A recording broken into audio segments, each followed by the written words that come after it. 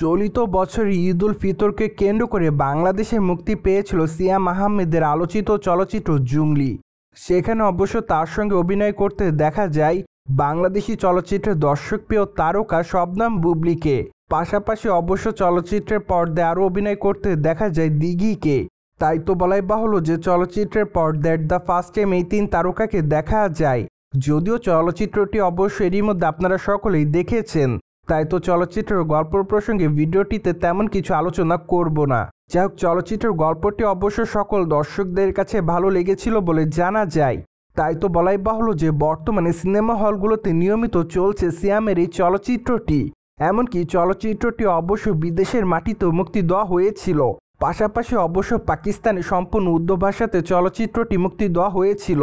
তাই তো বলাই বাহুল্য যে সব দেশে চলচ্চিত্রটি দর্শকদের কাছে বেশ ভালোই সাড়া পায়। এমনকি আপনি কি জানেন চলচ্চিত্রটি সর্বমোট কত টাকা ইনকাম করেছে? যাই হোক, চলচ্চিত্রের মোট ইনকাম বা মোট গ্রোস জানলে আপনি হয়তো অনেকটাই চমকে যাবেন।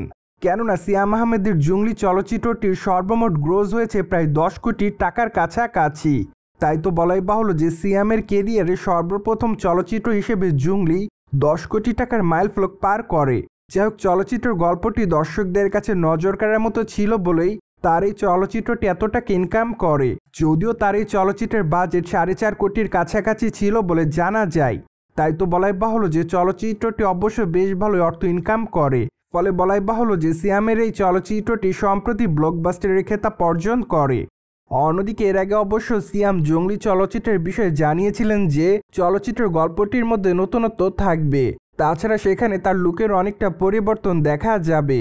এমনকি চলচ্চিত্রের গল্পটি যেমন হবে এইরকম গল্পে অবশ্য বাংলা ইন্ডাস্ট্রিতে কোনো চলচ্চিত্রে কাজ করা হয়নি।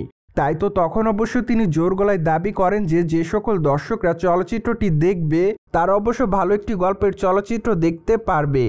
সো ভিউয়ার্স, জেনে তো নিলেন সম্প্রতি সময় সিয়ামের চলচ্চিত্রটির গ্রোস দাঁড়িয়েছে প্রায় 10 কোটির কাছাকাছি। আর এই বিষয়টি নিয়ে আপনার কি মতামত তা অবশ্যই কমেন্ট বক্সে জানিয়ে দিন। And subscribe our channel for more update.